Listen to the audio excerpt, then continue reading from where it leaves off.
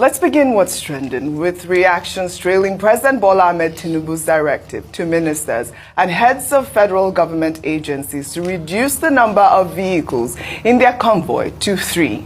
The special advisor to the president on information and strategy, Bayo Ononuga, made the announcement in a statement on Thursday, saying that the directive is part of measures to cut the cost of governance. Let me read a part of his tweet. Ononuga wrote on X, "The cost-cutting measure was announced today in a statement signed by the president. In January this year, President Tinubu took significant steps to reduce government expenditure by reducing his entourage on foreign trips from 50 to 20 officials. For local trips, he reduced it to 25 officials. He similarly reduced the vice president's entourage to 5 officials on foreign trips and 15 for local trips.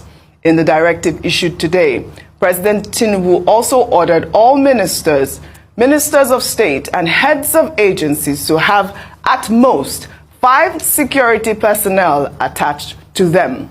The security team will comprise 4 police officers and 1 Department of State service officer. No additional security personnel will be assigned," he ordered.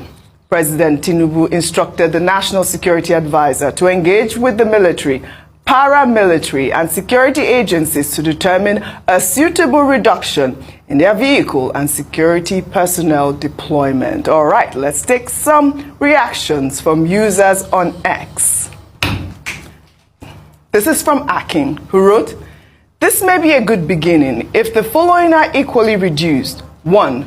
Number of trips out of the capital. 2. Unnecessary workshop that doesn't add to national efficiency.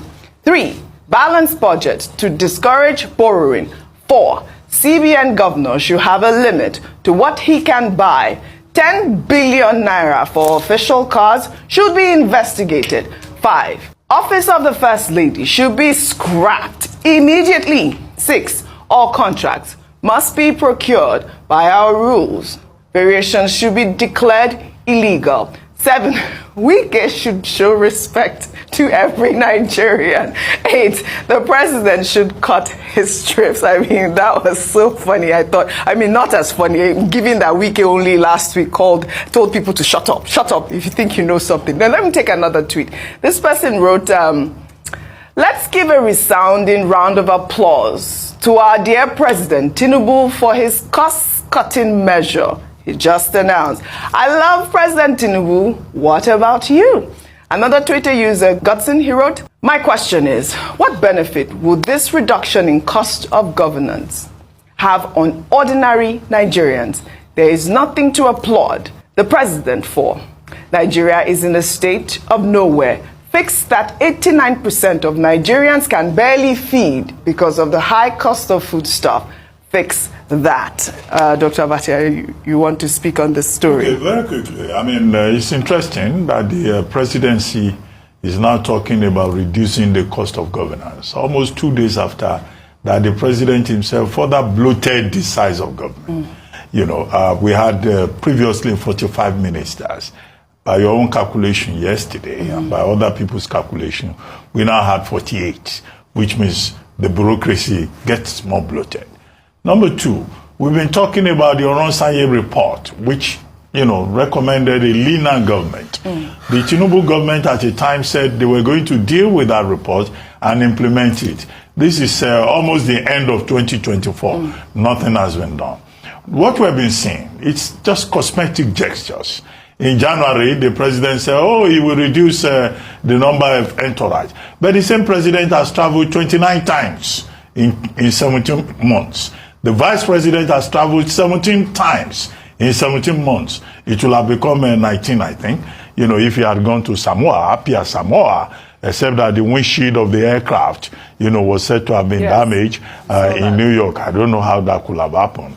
But, we have enough aircraft in the field. They could have sent him another aircraft in any case. But they say somebody else, one Mr. Lawal, we now go to Samoa, where an important conversation is taking place. But I digress. Now, again, in 2003, the Obasanjo administration addressed this issue of cost of governance by introducing a monetization policy. Under the monetization policy, things like civil servant, domestic servant allowance, medical allowance, housing allowance, vehicle utility allowance, and all these allowances were monetized and put into the, the salaries of public officials. For persons above level 8, from level 8 and above, 200% of annual salary. The question to ask is, what happened to monetization policy? Because the statement by Mr. Ononuga is saying, a minister cannot go about with more than 3 vehicles. Who is providing those vehicles? Is it not covered by monetization policy? Has the monetization policy of Nigeria, has it been abandoned? And then security personnel, 4 policemen, 1 DSS detail. Okay, maybe because these are persons of interest, VIP movement. But those vehicles, who is maintaining them? Money was even provided for vehicle loan and for fuel under monetization policy. I think that's the bigger issue, added to the other issue about, how to have a lean government. The Tinubu government keeps getting fatter and fatter, and yet we get this occasional thing about cosmetic gestures, about reducing the cost of governance. Yeah. No, they are not reducing the cost of governance. I will believe that they are reducing the cost of governance when senators and the House of Reps members stop going about in long convoys, and the president comes to Lagos and he himself uses just 3 cars. Yes, show by example. And we don't see any long convoy. Fantastic, fantastic, Dr. Abati. You cannot be more correct. Lead by example. Rufi. So Dr. Abati here always tells a story of when they went to the Netherlands to make, it was Mark Rutte then, the Prime Minister of the Netherlands. I want everybody watching me out there to please check the GDP of the Netherlands. And the Prime Minister was riding a bicycle. And also, please check the GDP of Nigeria. And President Tinubu just bought a big jet for himself. Yeah. The first way to cut cost of governance is to cut that jet off. That plane is too big, Oji. The government has not given us in calculative cost how much it costs to fuel that jet for every trip it takes. We need to be able to get to the end of that matter. Secondly, we've talked about how bloated the cabinet is. Yeah.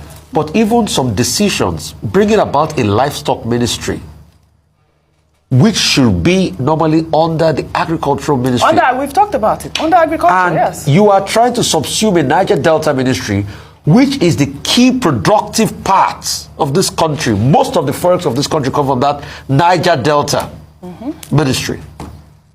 So you wonder how we're thinking. Yeah. And most of the hitherto cuts that they've made in government, how has it changed anything? Did they even follow the cuts? The office of the the First Lady, the other day, she was telling porkies by saying that, nothing comes to our office. But we found out that it was all porkies, that over billions were allocated for her to buy cars. Also, all sorts of government shenanigans, projects and everything. Recently, we brought out a stat that says how many billion was spent on getting visas for government officials. Yes, that's what the true cost of government, cutting cost of government starts with President Tinubu. He needs to cost his cost. Yes. All the money that comes to the presidency need to be slashed in half. Yep.